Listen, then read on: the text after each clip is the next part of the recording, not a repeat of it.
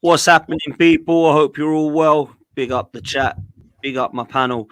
I say the three of them, but it is only the two of them because Gunali's nowhere to be heard. I hope he's all right. I've reached out to him. He said he was good to come on, but he's either fallen asleep or got stuck in traffic or late from work. But I'm sure he's all good, man. Big up Northside and big up Premsy. Premsy, what you saying, bruv?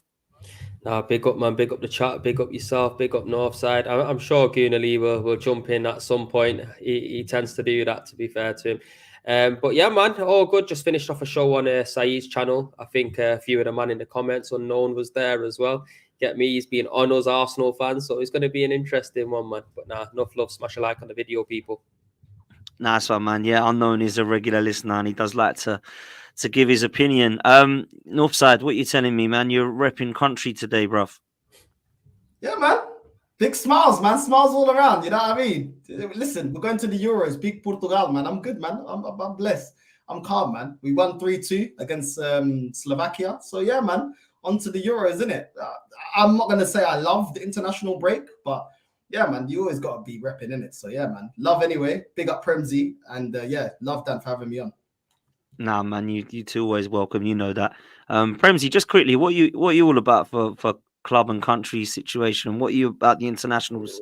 To be honest with you, bro, I don't give a fuck about the internationals. That's my honest opinion. You get me? I'll tell you that. If we're in the final or we get to the latter stages and we're going to win it, I'm all right. Because the thing is with England, they've let you down so many times, even over recent history with getting to finals, semi-finals. It just never ends up happening. You know what I'm saying? So I'm just in love with Arsenal Football Club. That's my honest truth. You get me? Where when anything to do with Arsenal, man's 100%. England, yeah, here and there, I'm all right with it. World Cup finals and all of that, yeah. But I just keep it 100, bro. I'm not really asked about England, to be honest with you.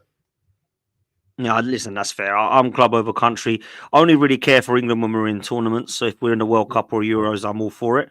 And obviously want to see us do well.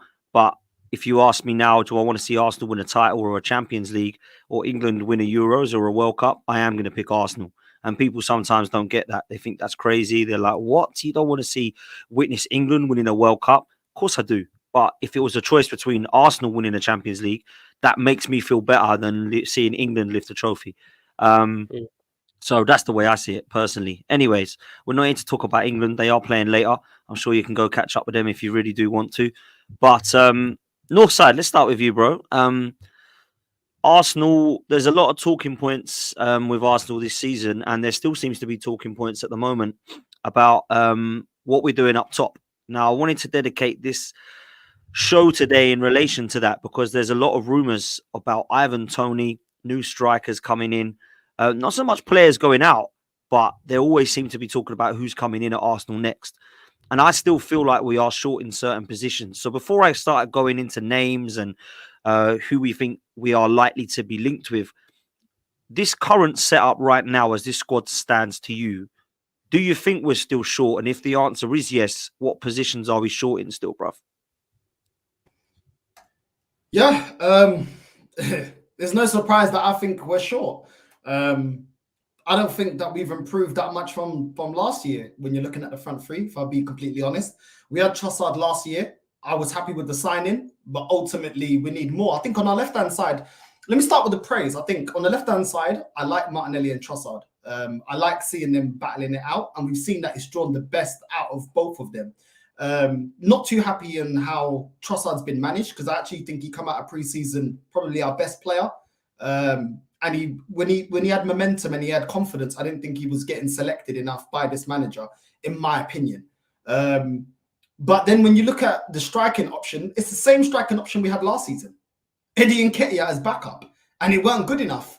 And at times, this manager was playing Trossard through the middle instead of Eddie Nketiah. So that goes to show what he thinks about Eddie Nketiah. Ain't good enough. Never been consistent enough, and none of us look at him as a top striker.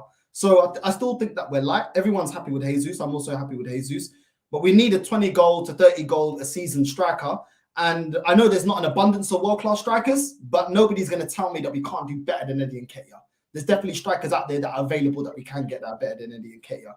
And then we got Saka.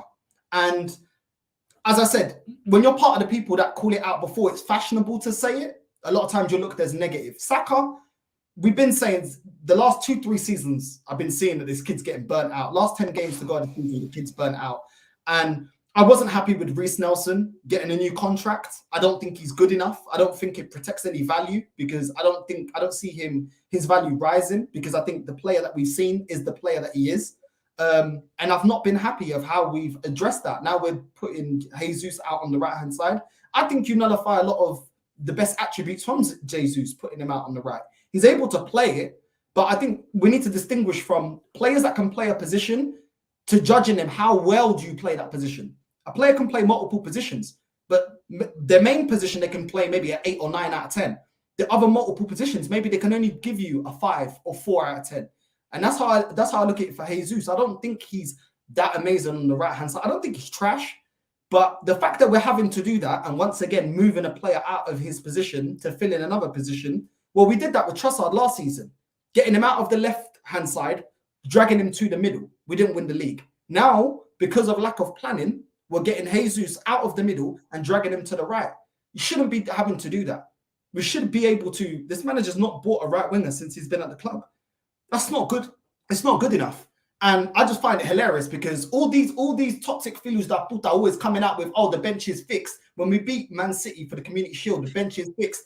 Oh, we've bridged the gap. Well, we haven't, have we?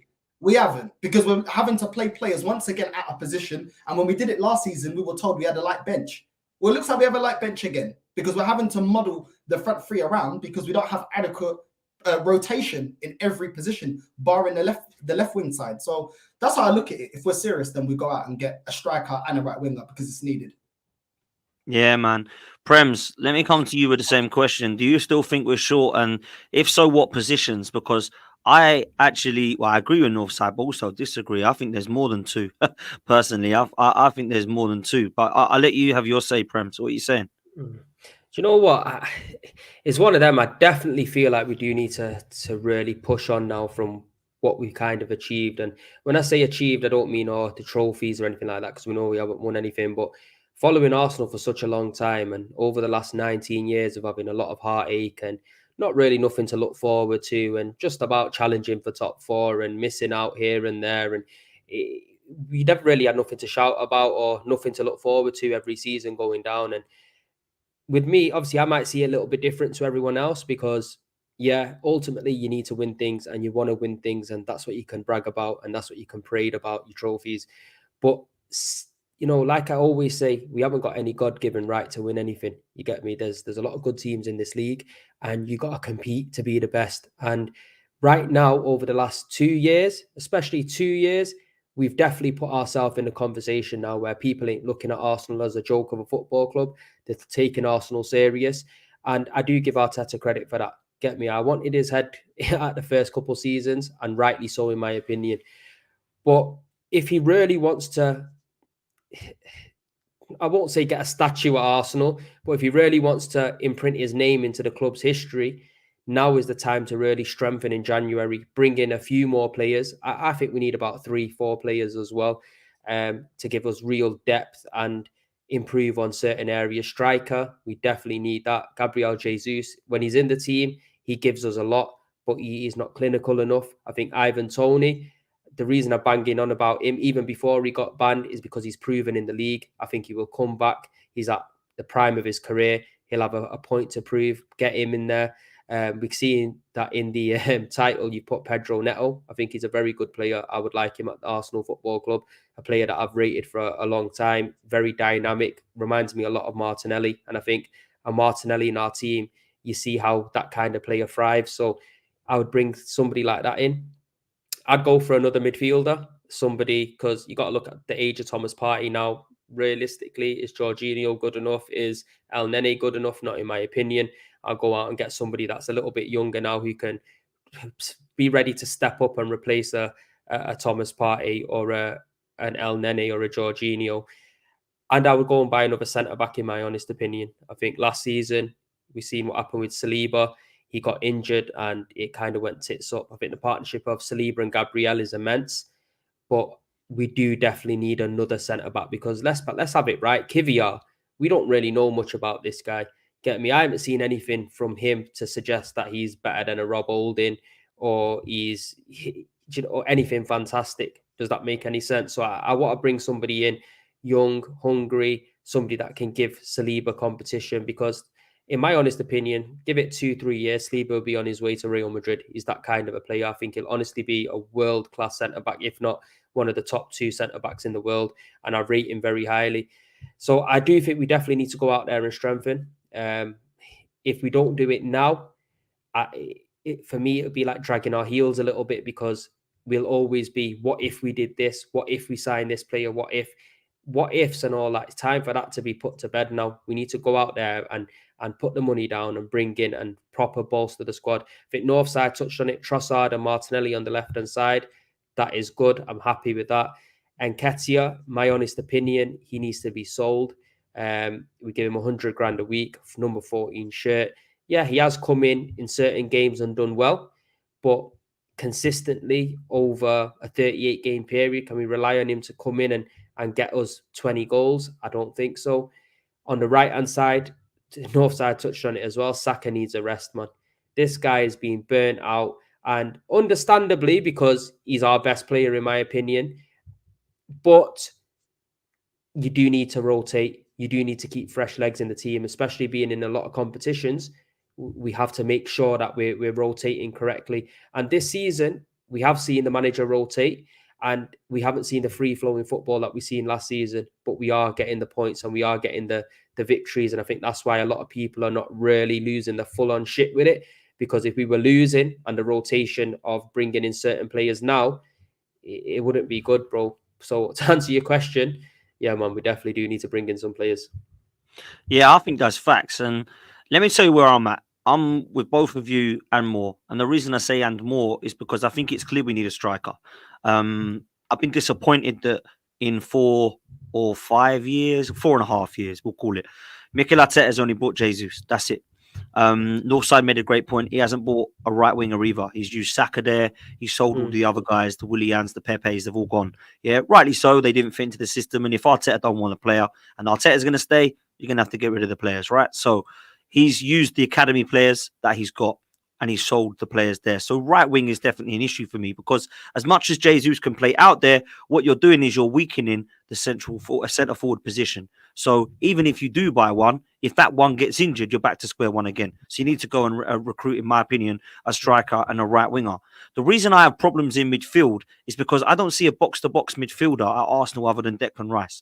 I literally see all of them that can hold or all of them that can attack. I don't see any of them that can drive forward with the ball or go back and do the defensive duties at the other end of the pitch as well. So for me, if Rice was to get a knock, a suspension, you're relying on all of the guys to hold or all of the guys to go forward, because Kai Havertz can't play that role, in my opinion. I'm not so sure that Fabi Vieira can play there either. I mean, he has been okay. He's not really convinced me that he's a number attacking 8. I think he can play more further forward or on the wing.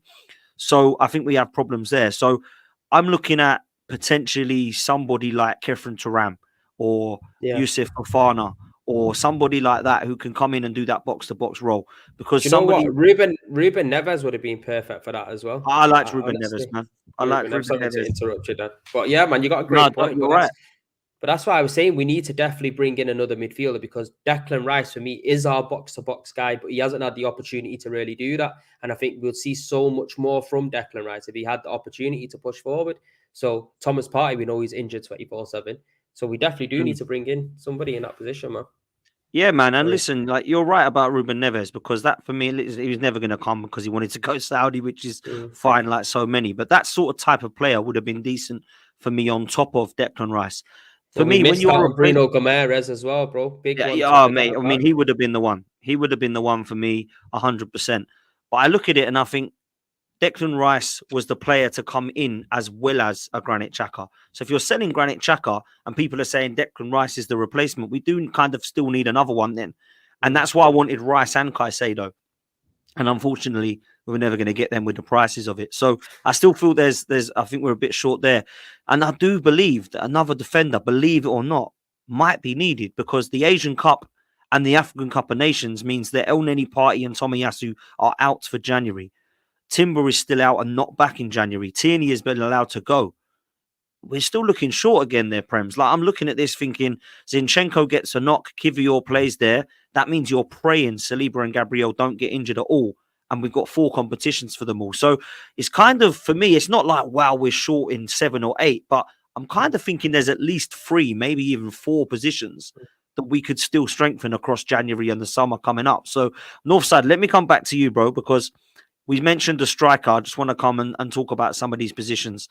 The striker situation is a mad one for me because, as I said earlier, Arteta's only really bought Jesus, which means he's relied heavily upon Eddie and Nketiah and previously in Aubameyang and Lacazette. We've freshened it up now, of course, because Jesus is there, and there's the rumours of Ivan Toney. Let's stick with him for now. Do you think that would be a really good signing in January, or would you rather hold off and try and get something bigger in the summer, as some Arsenal fans have suggested?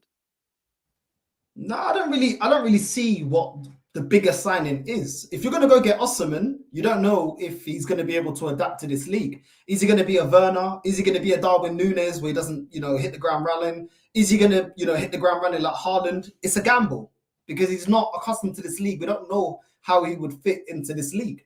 I know that every signing is a gamble, but when we're looking at recent times, a lot of this fan base gave a lot of props for us going and getting a Zinchenko that can do a job that the manager wants him to do. Even though he's got deficiencies, he's able to give us another body in the midfield.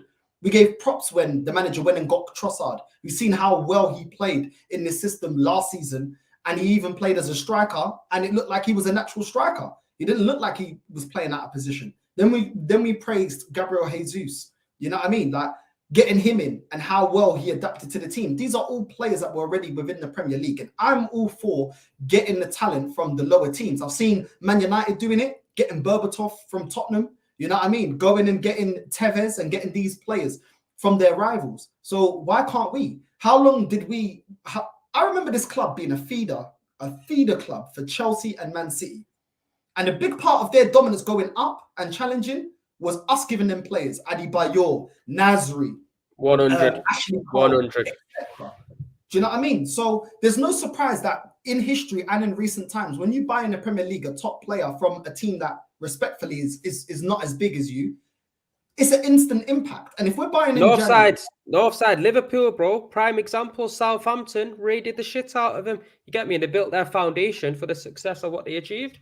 Exactly. And even Declan Rice, none of us are saying, Declan Rice, we got to wait. Havertz, let's keep it real. That Cairona, we already knew he was trash. So let's be real. We got exactly what deep down, even the ones that want to be super positive and talking about scan rate and XG, we knew that guy was a bum. We knew it already, even before he come here. So let's be real on that signing. But Declan Rice, come from West Ham. Look at the way he's slotted in. Look at the way he's assimilated into the team. A world-class performance against Man City, in my opinion. I thought he was immense. Do you know what I mean? And there's no surprise. But when we're going and getting, why would we not get Ivan Toney? When we got Fabi Vieira, he hasn't been good enough. And this season, from what we've seen on him, he looks more of an impact sub than anything else. When we've got Lokonga, he ain't good enough. Kivior was put on the bench last season over Rob Holding when we had defensive issues with a player out, one of our centre-backs out. Yeah? Tomiyasu ultimately ain't good enough, which is why he's not a starter. Cedric, we tried to flog to Fulham. You know what I mean? So when we're looking at it, like, we've done better, and the signings look better when we've bought within the Premier League.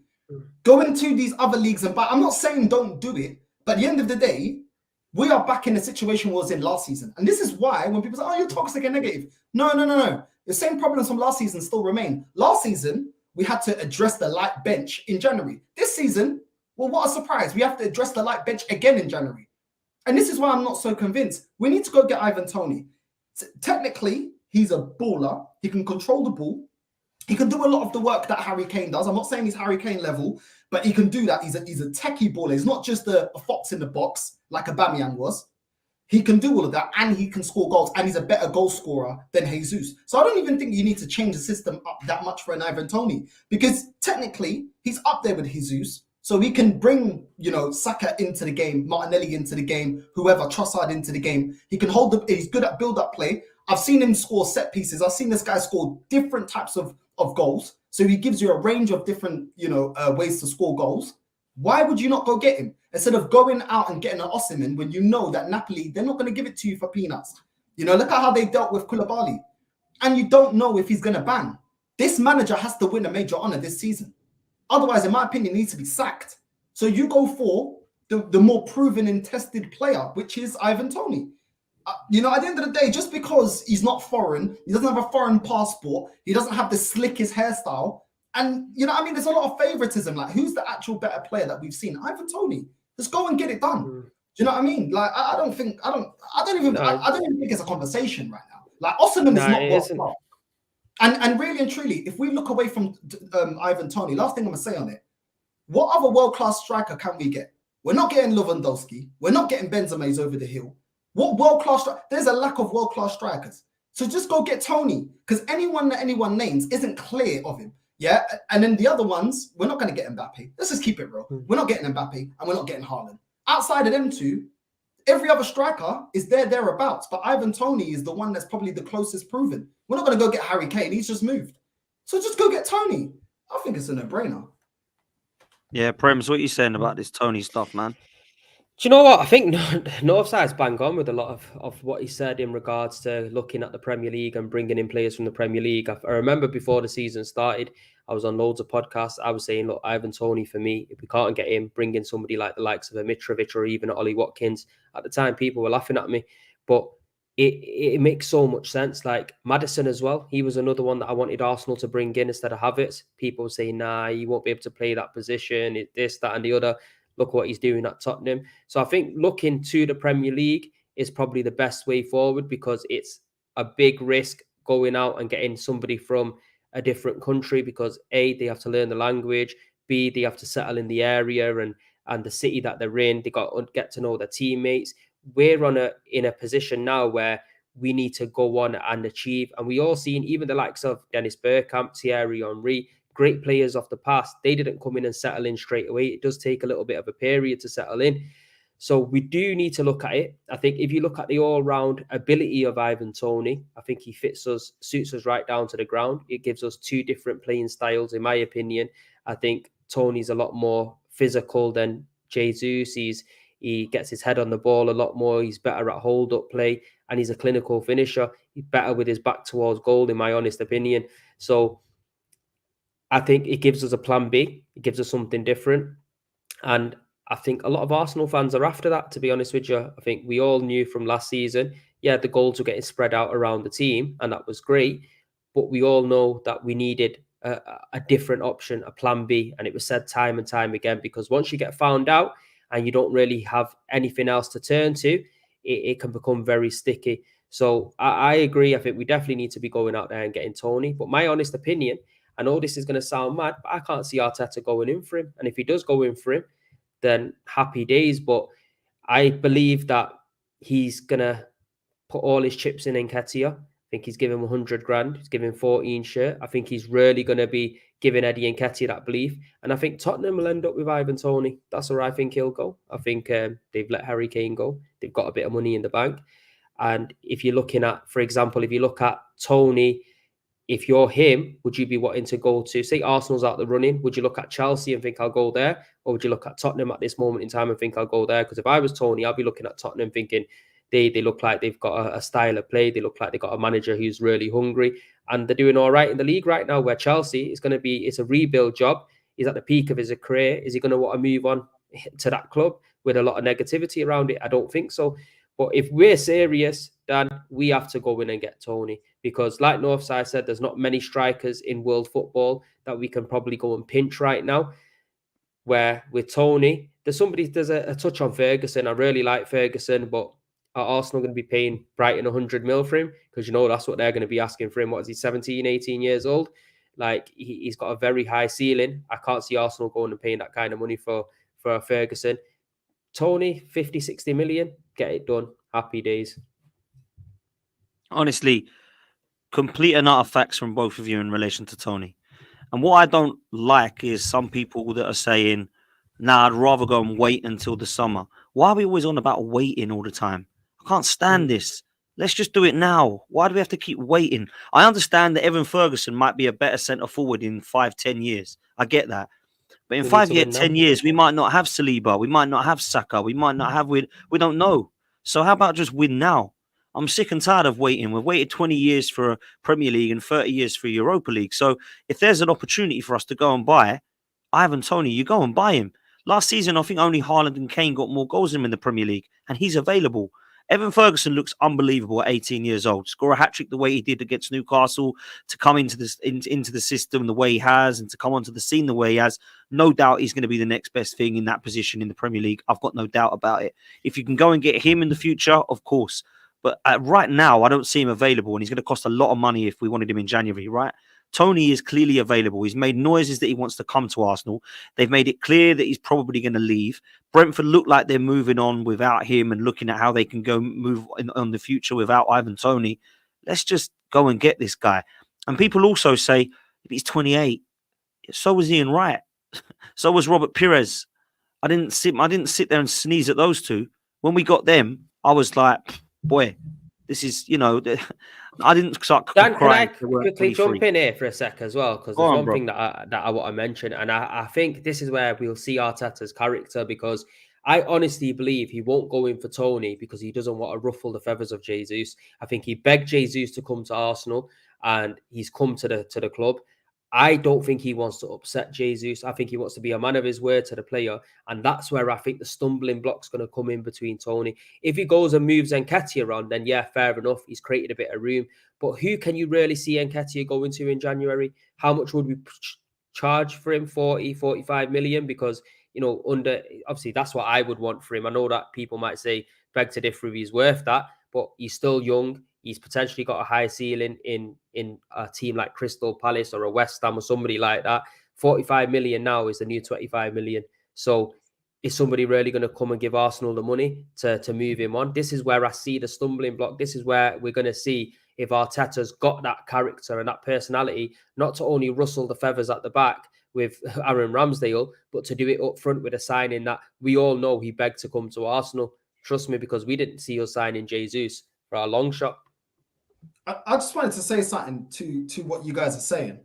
All this waiting on. I feel like this fan base, either the ones online are too young or they have short memories, because we held on with all this. I'll wait till the summer. Like you said, Dan, we waited on, to buy the players necessary to compete. When we had Nasri, we lost him. Haleb, we lost him. Who else? Ashley Cole, to be fair to him, we were winning when he left. Yeah. We had who else? Fabregas, Adebayor, Van Persie. You know what I mean? Alexis Sanchez. We have been losing top players during this 20-year period that we have not won the title by waiting. The year that Leicester won the league, there's no quality in the market. No quality in the market. Leicester bought Mahrez for £500,000. How much did they buy Conte for? Less than 5 million or something. Do you know what I mean? There is always quality out there. When people say there's no quality or who would you get? Well, Leicester back then is what Brighton is now. How Brighton keep churning out all these top players and top ballers. Do you know what I'm saying? The time is now. We've done 20 years of wait till next season. Wait till the next transfer window. Give it time. Oh, you can't get it done. I remember when religiously Arsenal were linked to Draxler and Benzema. There's a whole Higuain as well. Higuain. You can Higuain. Facts. And what happened? What happened? Even Mario Götze, we were linked to so many man. So many man. It just never ever materialized into anything. You get me? Wenger would have put the cash were like the last cogs at time. The last little cog for us to actually kick on and win the league. The one that stands out the most is the year that Leicester won it. I mean, we came second. Imagine if we got 2 or 3 players of top quality instead of just getting Peter Cech and saying there's no quality in the market. At what point do we also see history and see it for what it is and say, look, that's not good enough. We've given it enough time. This fan base has been the most patient fan base in world football, in my opinion. 20 years for this club to sort out winning a major honour. And people call us negative and toxic and angry. And why are you annoyed? How much longer do we need to wait on keep being patient with these players? First of all, these players are not loyal. Nasri wasn't loyal in the end. And I don't always blame them. They're not loyal. Van Persie's not loyal. He went to Man United. Adebayor's not loyal. Do you know what I mean? But at the same time, all these players got in common is we weren't serious. And when you look back on it, they made the right decision for their career because we wasn't being serious about going for the title. It's always Bakary Sagna, Gayo Clichy, bro. We lost a lot of cats, man. Colo Touré. You know what? Van Persie, well, that was a wrong decision going to Man United and winning the league. Oh, Adebayor, well, that's the wrong decision for you to go there. Did we win anything? Did we? We didn't. when we take our Arsenal cap off and look at it for what it is, Saliba will not continue to stay here. If we like players like Saliba, Saka, Jesus, Trossard, if we believe, even Odegaard, the people that rate Odegaard, do you think these people are turning down Real Madrid's but even if you're winning, they're not turning them down? Beckham went to Real Madrid. Man United was still winning. You know what I mean? So if it's hard to keep them when you're dominating your league, or even if you're winning in Europe, which we haven't, how much harder is it to keep these players when they actually become world class? And Arsenal fans don't think like that. They think, our star boy is going to stay here forever. No, he's not. No, he's not. So we need to put the club first, because I'm telling you what, these players will put their career first. And I don't blame them. So we need to put the club first. This is why it's so important for me that we start winning, and we start winning with this team soon, because when I was growing up, stars that left Arsenal never really went on to do anything, right? Petit, Overmars, Anelka, they're all leaving, and it's like they regret leaving. Anelka even said it, I regretted leaving Arsenal.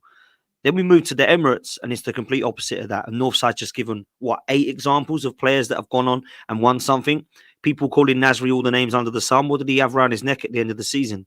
He was doing that with a medal around his neck. Sagna, Clichy, Adebayor, Toure, Alexis Sanchez, Van Persie, Fabregas, even Thierry Henry. They've all gone on to win stuff. So we got to make that stop. And the only way to make that stop is to actually win with this team. And I don't think we're far off that. This manager has to convince everybody that he's the right guy. And the way that he does that is to go and win major honours and to go and win trophies. That's the only way you can actually manage success for me now, because you can talk about the excess of him revamping it. You can talk about the restructure. You can talk about the culture. You can talk about removing the toxicity. All of that you can talk about. But none of that wins you trophies. You don't get trophies for any of that. So for me, what it is about now is winning. And I think Ivan Toney is absolutely a now signing. It's not one for the future. Ivan Toney wants to come and win now, and Ivan Toney can come and win now. And he's also looking at his age thinking, I haven't really got many big moves left in me. Maybe he's got 2 at a push, but for me, he's got really 1 more at the age of coming up to 28, which I think he's coming up to. For me, literally, it's got Arsenal written all over it. And I hope it happens. I really do. I think it would be a fantastic signing. Do you know what, Dan? Do you know what? Yeah, I'm actually going to give Arteta a bit of credit here, and I know this sounds mad because you know what I'm like with this guy, but I honestly do believe, now I take a step back and I look at it from a 4-year period, our Arsenal team was so fucked up, that I honestly believe if somebody of top level management went into that club, for example, a Simeone, an Ancelotti, somebody like that, I have a feeling they would have walked because we were rotten to the core. And I don't think the club in them first couple of years would have lashed out the money that they have over the last 2 years because they can see a little bit of a progression. That's the only reason they've done it, in my opinion. And we were a very toxic place. The fan base was crazy. So, like you said, and Northside said, now is the time for him to really push on and try to win something, because with me, I want success instantly. But when I do deep it, sometimes when you are rotten to the core, it is never that easy. It's like, for example, say you're training for a men's physique competition, and you're doing bodybuilding or something like that, you want the physique like that, but there's a journey to that physique. You get me? You have to be consistent. You have to show signs of improvements in order to get to where you need to get to. And now we're at the stage of, for example, say you're just about to start cutting for your competition and you're like 12 weeks out, you're at the vital stage now. This is where we are as a football club. This is where we're going to, a lot of fans that have been probably sucking Arteta off the whole time are going to be judging him. This is where now they're going to be looking at Arteta. And if we don't get anything in the end of this year or next year, if he's still here, that's when everyone's going to want us to move on from him and bring somebody else in, because now we're at a level where there's expectation within the fan base again. You get me? And I can't see us dropping back down to that. But like I said, I do give him that credit for turning a lot around, because, Dan, I've been going to the games for so many years, bro. So many years. And the way I've seen the Emirates now, the way I can honestly sit back and think, you know what? I'm not actually that worried about conceding goals or teams putting pressure on us. It hasn't been like that for years and years and years. 100%, man. And do you know what? I'm going to the Emirates now, and I'm seeing the atmosphere. I'm seeing a lot of good. that Mikel Arteta has done. And there's a lot of credit that I think he does deserve. But a lot of it's off the pitch, Prems. Now, on the pitch last season, you couldn't really fault what was happening until the back end of the season. And now we're seeing a little bit of confused start, but we're still in a good position. And in my opinion, we haven't even played that well yet. And we're still in a good position, right? So there's a lot of positives for sure. But we are still short. And what I don't want to do, right, is I don't want to do nothing in the January transfer window. And then everybody says, oh, we've got a thin squad. Oh, we're a bit short. And that, because that will frustrate me. That will frustrate the hell out of me, because that's what happened last season. I kind of got to the end of the summer transfer window of last year. We bought Jesus and Zinchenko, Fabi Vieira, and I thought they ain't really good enough. And everyone was telling me it was a 9 out of 10. And then we got to January and we were short. And then we had another 9 out of 10 January window. And we were still short at the end of the transfer. And I thought, well, how can we have 2 9 out of 10 windows then? Maybe it was a 6 and a 7 like I gave it. Do you know what I'm saying? So it's that for me that I've got to see now. This summer window is probably like a 6.5. If I'm honest, it wasn't good enough, in my opinion. I don't think we've gone, wow. Declan Rice is a wow signing. The others, they're all right. They've come in and they've done all right. I don't think Havertz is a good signing, but I need to see more now. And I think for me, if we're in a position where I hope we're going to be in January, and we look at that Premier League and Champions League, and so let's say we're done well in the Carabao Cup, we go past West Ham, and Ivan Toney comes in, boy, people are going to look at Arsenal and go, okay, they're serious now. Because do you know what, though, Dan? You're definitely right, 110%. I get it. There's a lot of decisions I don't agree with Arteta. The Havertz one, Fabio Vieira, Eddie Nketiah staying. There's a lot of decisions that I'm not with you.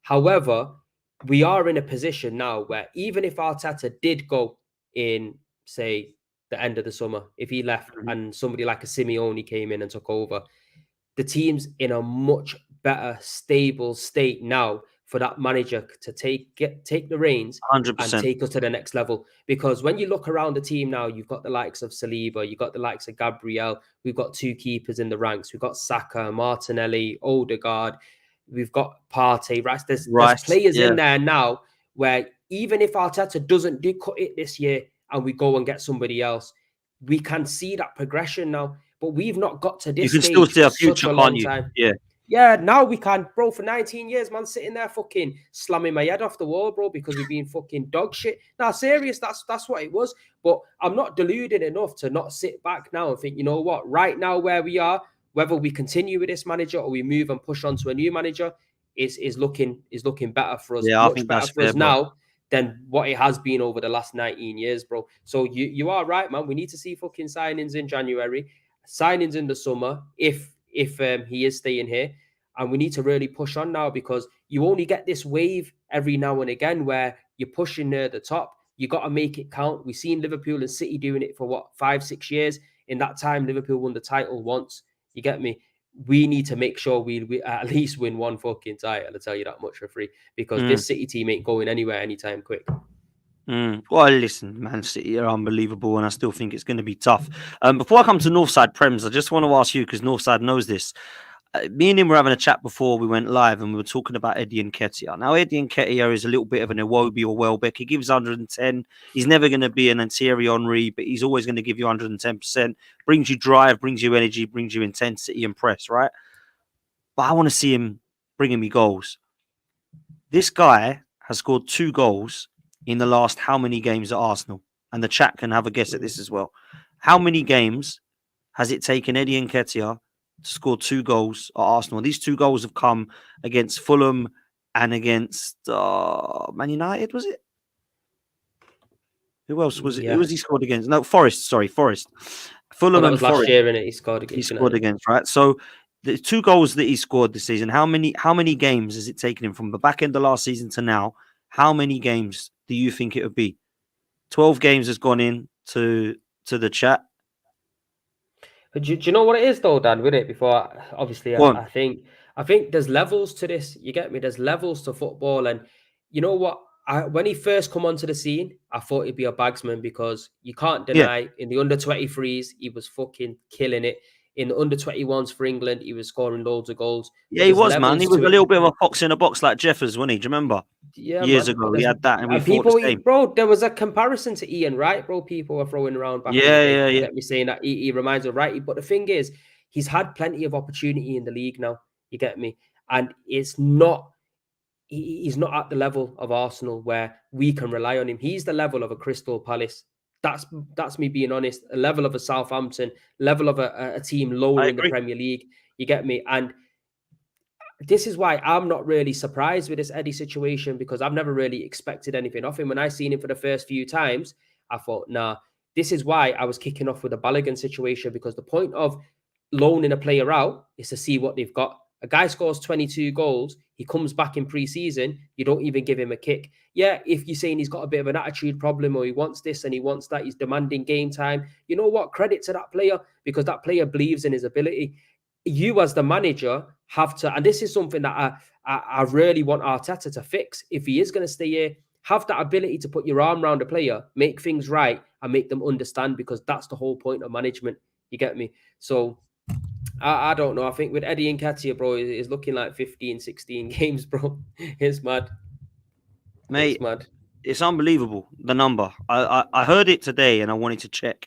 And that was what I was doing when I was waiting for you guys, because I thought I need to make sure this is actually true. 27 games, 2 goals in 27 games. Mad.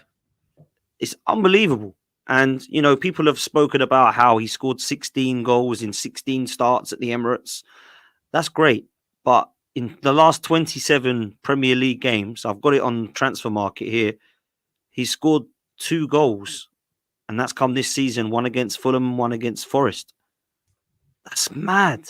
So is that right, though, Dan? Because I'm sure he scored against United last season. Yeah, that was the last time. That was the last goal.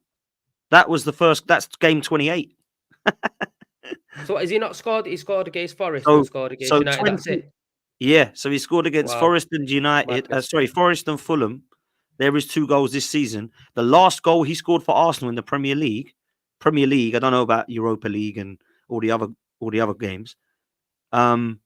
Was Manchester United last season at home in January. We're in October now. You know, so what? I know you've that had the summer break. All of our point, man. That just. So we need another striker, man. We need another striker. Dan, donate your fucking YouTube money, to Arsenal, so we can get Ivan Toney, fam. What's going on here? Super chats come in, man. What's going on? Yeah, we need some supers. It's crazy, man. And you know, I had to make sure that I was looking at this right, because I tell you who spoke about it. It was Clive on Arsenal Vision. Said he scored 2, and he said it was 25. He said, I think it's 2 in 25. And I was like, no, it's not. He scored more than that. I looked at it and I was like, okay, Clive was wrong. It's not 25, it's 27. It's like, wow, that is mad. For me, it's mad. So listen, I'm not. To be fair, though, I'm not surprised by that, though, really, because in my opinion, he's not good enough in it. So it doesn't surprise me.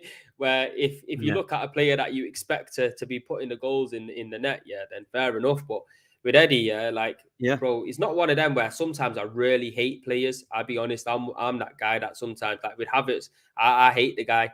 He's not done anything to me, but I just hate the whole situation around him. Like, don't get me wrong, I want him to do well, I want him to succeed, but he needs to show me that he can live up to this Arsenal shirt. You get me? Where right about now, not. But with Eddie Nketiah, I don't dislike him. I don't hate him. He's come through the ranks, but sometimes it's just not for you, man. We've seen it with Iwobi. When Iwobi come through on the scene, everyone thought, yeah, he's going to be the next best thing. Bro, one thing you know now, we sold him for 40 million, and that's the situation that we need to do with Eddie Nketiah. Give him the contract to bump his price up. Simple as that. I wouldn't even mind Northside throwing him in the deal. If Brentford said, look, we need a striker, I'll tell you what, take Eddie. That's your kind of level.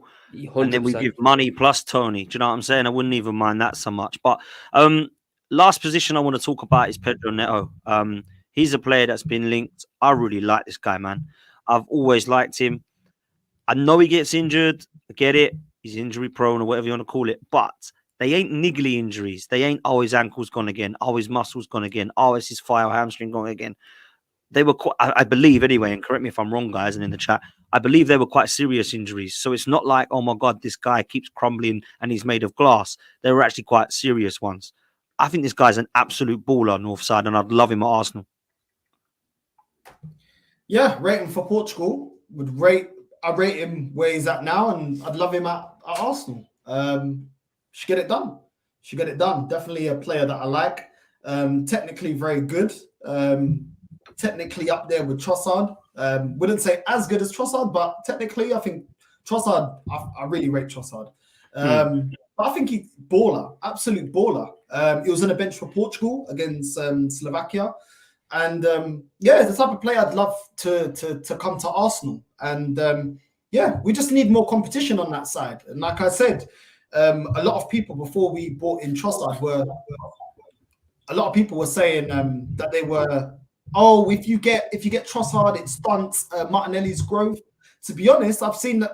I like what I've seen from Martinelli. You know, he's actually stepped up even more, and he's welcomed the challenge, welcomed the competition, and that's what we need all around the pitch. And I think Neto would bring that to this team. So I'm more than happy to go get Neto. I don't know if we'll be able to get him for what, 40 million, 50 million, you know, around that kind of money.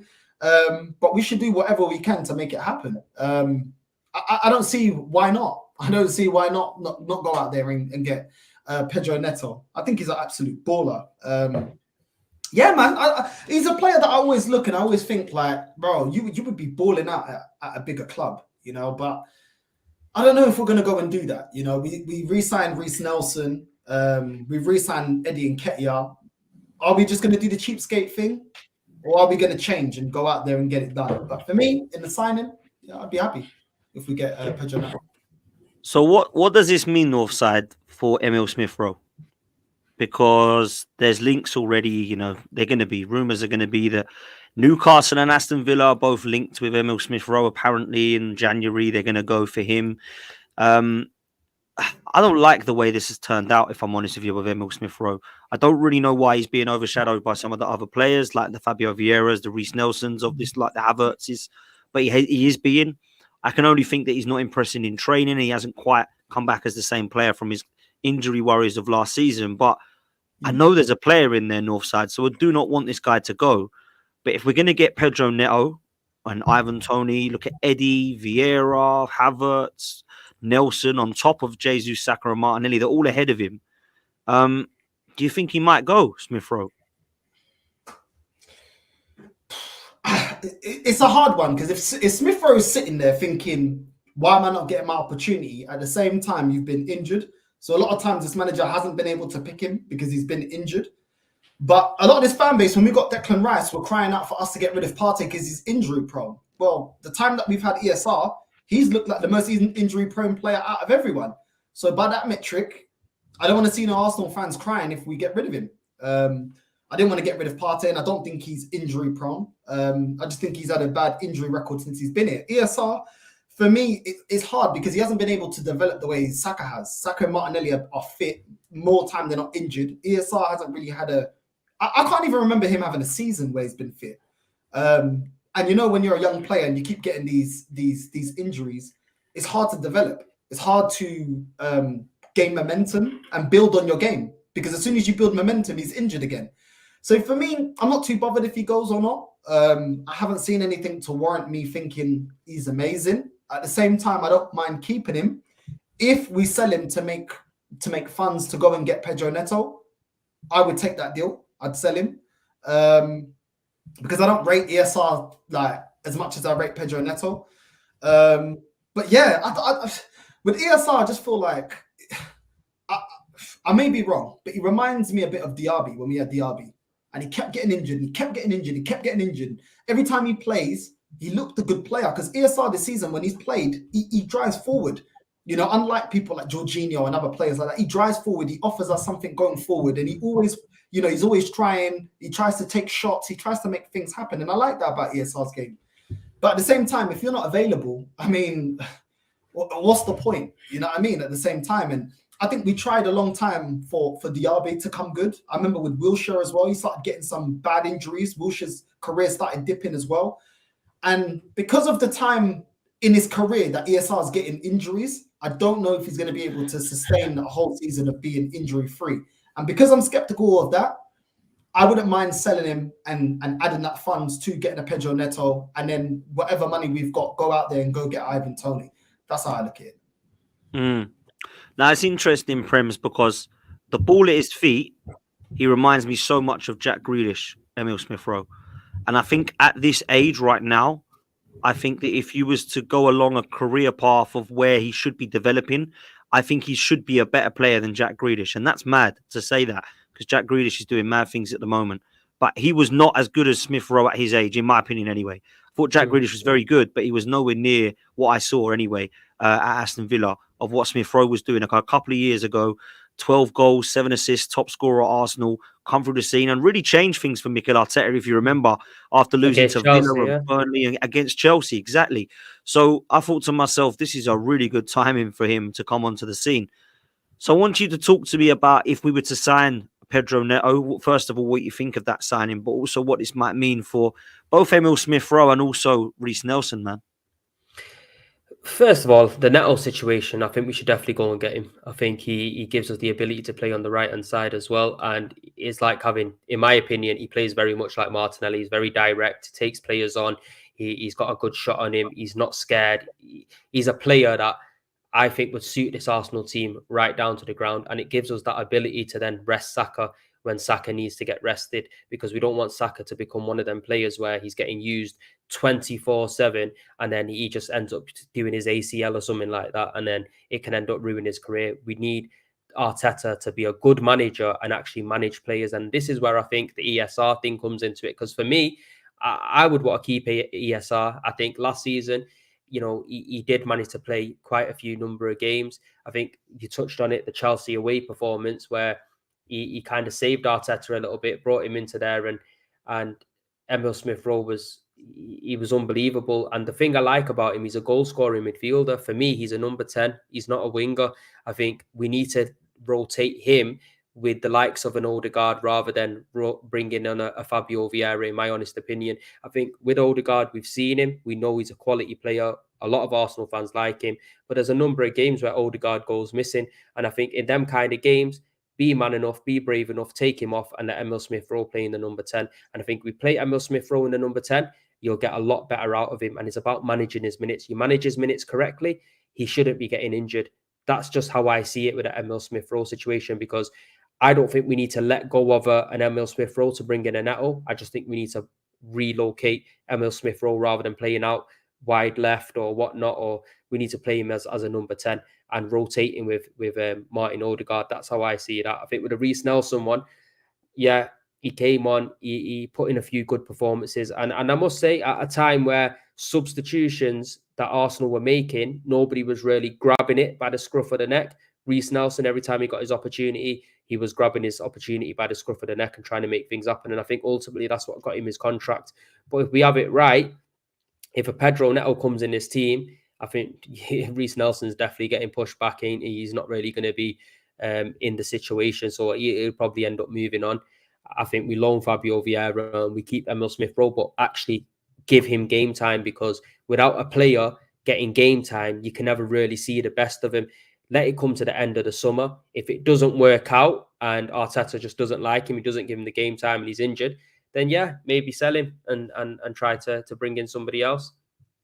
Yeah, interesting. I think Mark brings up a great point here as well. Says that Smith-Rowe should play instead of Havertz, but then Arteta paid 65 million for him, so he has to play him. Listen, we've got some tough games coming up, so I want to close on this. We've got Chelsea away when we come back from the internationals. We've got Newcastle away, and the two home games are winnable games against Sheffield United and Burnley. We also have the Carabao Cup game against West Ham at their place, and we have a double-headed Champions League fixture with Seville. Let's stick to the Premier League for now, Northside. 4 games, 2 at home, 2 away. Bare minimum points-wise for Arsenal against Newcastle, Chelsea, Sheffield United and Burnley. Got to win all those games. We got to win. We got to win the Premier League. So we have to be. We can't be dropping any points. We have to collect 3 points in every game. Do I think we will? I think we'll beat Chelsea. I do think we'll beat Chelsea. I think it'll be a 2-1. But I think we'll come unstuck against Newcastle, if I'm being completely honest. If they sit back and hit us on the counter, I still think this manager's shaky against counter-attacking football. Even the 2 Lons goals that we conceded, counter-attacking football, there's still mistakes. If he persists with Raya, 2 games in a row that he's making mistakes, his distribution's been poor out the back. Our midfield, we talk more about Declan Rice than the brilliance of Odegaard and Jorginho. They're not creating enough. We're not as creative as we was last season. Trossard's out of form. Our strike force still ain't good enough. Saka's out. So I'll keep it real. I can see us beat Chelsea. But Newcastle is the game out of those 4 fixtures. I think, I can see us losing that game. We need to fix up in terms of going forward.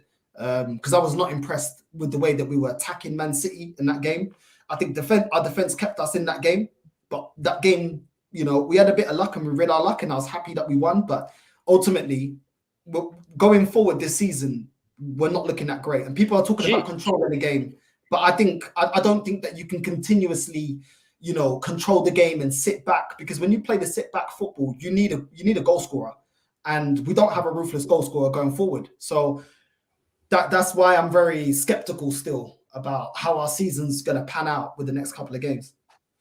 Can I just ask you there, Northside, with the Newcastle game? Is it because it's away from home more than it being at home? Because last year away from home, we went there with Jorginho and Nketiah, and we walked away with a 2-0 win. So does that not give you a bit more confidence to think that we can actually go away to Newcastle? Because I know in the season where we missed out on top 4 and we lost there, that was a bit of a mad one. But Newcastle were pretty much flying high at that point, and we went there and got kept a clean sheet. Does that not give you no confidence against Newcastle away?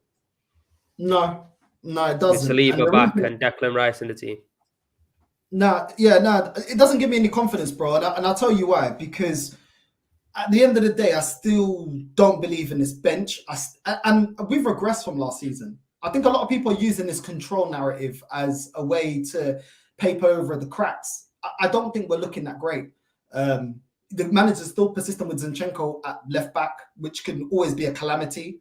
Raya is not being held to account like other players. He keeps playing, even though his distribution's poor. Havertz is putting poor performance after poor performance. He gets to start and gets away with it after being handed a penalty. And the easiest assist I've ever seen in my life, just a back pass to Martinelli. It was more impressive, Partey's pass from defense to attack. And ultimately, we're playing Jesus out of position. And for me, there's players out of form, players injured, and our whole system just doesn't look as fluid as last season. Last season, we had our front 3 creating and scoring. We had our whole midfield creating and scoring. We even had our defense creating and scoring. We're not as fluid as that this season. And I understand certain games you have to play different ways, but I feel like we've been playing the same way every game.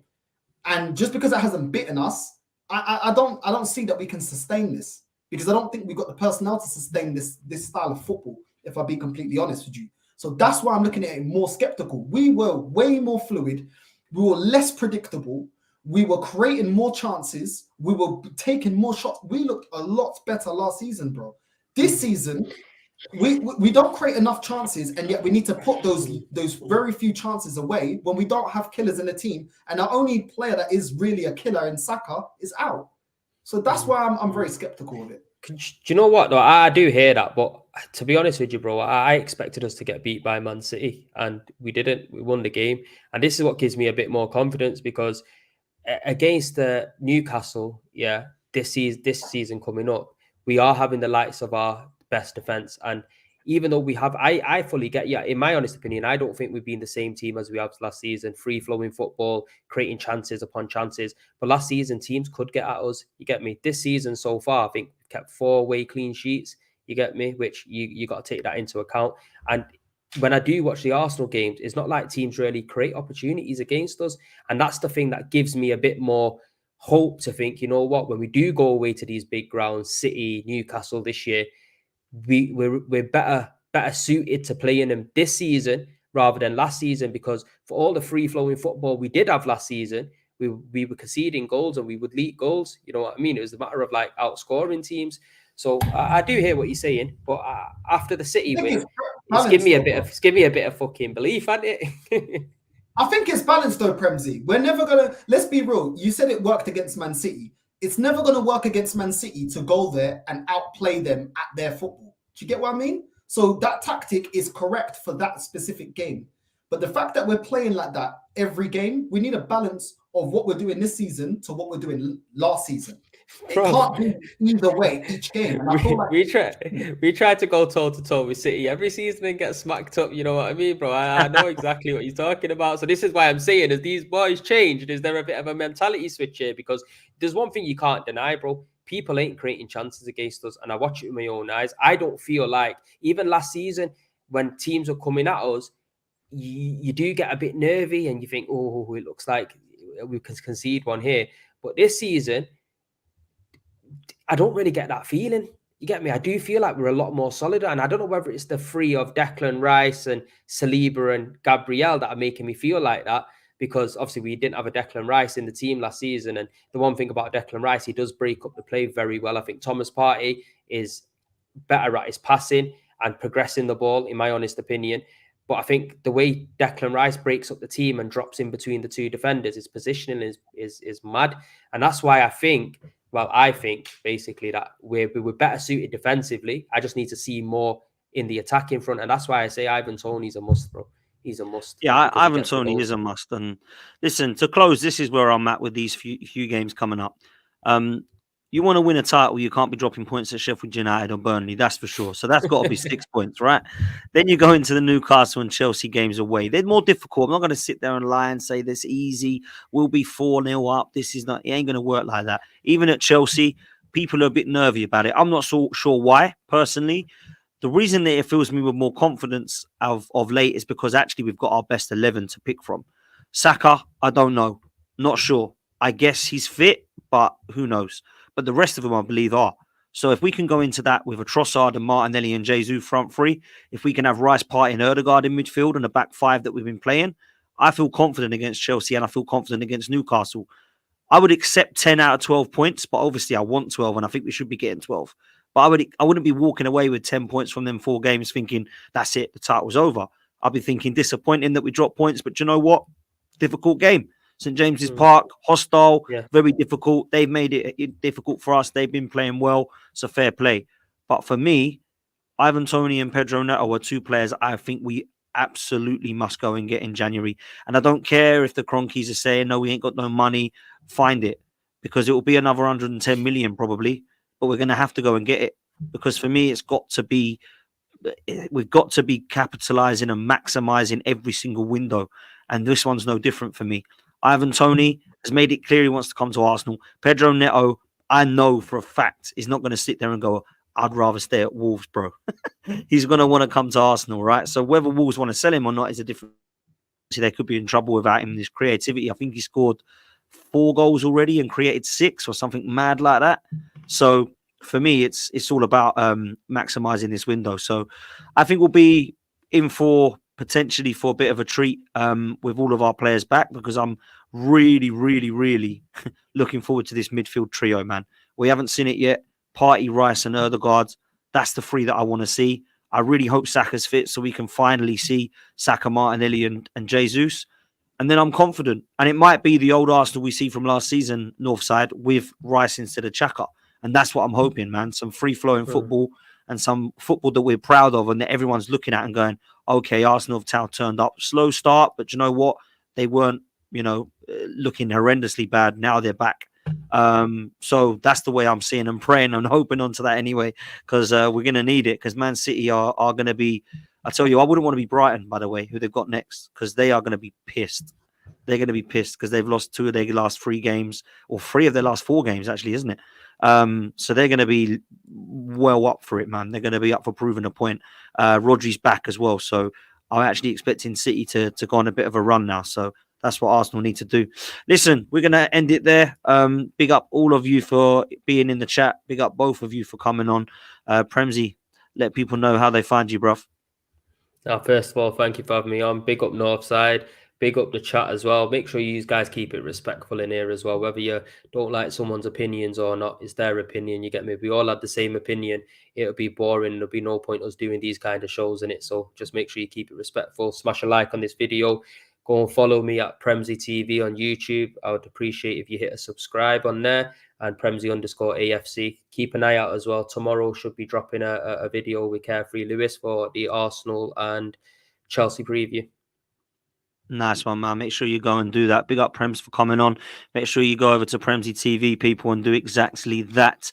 Northside, likewise, bro. What you got coming up, and how can people get you to your next target, bro? Yeah, bro. Northside LDN on YouTube. And yeah, I got a video dropping in half an hour while live. An Arsenal fan says that Man City are not making top 4 and Havertz is the GOAT. So yeah, we'll be dissecting all of that. You know what I mean? Wow. Yeah, man. You know what I'm saying? I got all the receipts. We'll go through the receipts at the end of the season.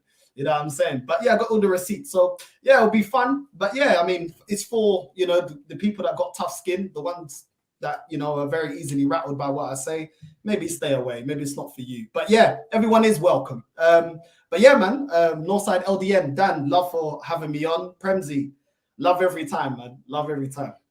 Absolutely, man. Listen, big up both of you. Make sure you come over and follow both of these, man, because they put out brilliant content pretty much daily. Likewise, don't forget us lot.